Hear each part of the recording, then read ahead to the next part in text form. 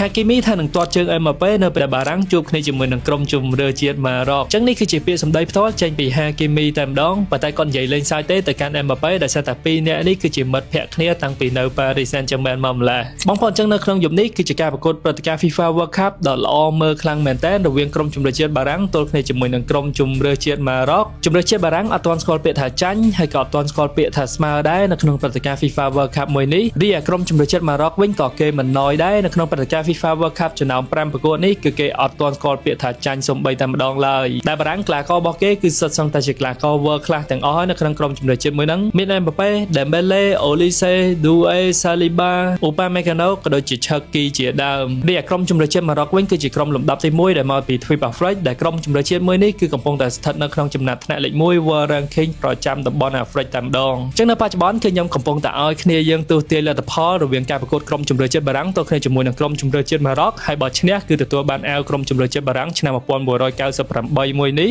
ហើយការទស្សន៍ទាយគឺស្ថិតនៅលើតែ Telegram ក្រុមខ្ញុំតែប៉ុណ្ណោះអញ្ចឹងបើអ្នកគ្នាចង់ទស្សន៍ទាយទទួលបានអាវវិញហ្នឹងកុំភ្លេចចូលទៅកាន់ក្រុមខ្ញុំអ្នកមួយមកដែល link នៅលើ bio ក៏ដូចជានៅក្នុង comment ខាងក្រោមបងប្អូនបើចង់វិនិយោគគូនៅយប់នេះកុំភ្លេច EU9 ដែលជា website មួយមានទំនុកចិត្តខ្ពស់ខ្លាំងមែនទែននៅតំបន់អាស៊ីយើងផ្ទាល់តែម្ដងបើបងប្អូនចង់តាក់ទងកុំភ្លេចចូលទៅកាន់ comment ខាងក្រោមបើចូលចិត្តវីដេអូមួយនេះកុំភ្លេច follow ខ្ញុំម្នាក់មួយផង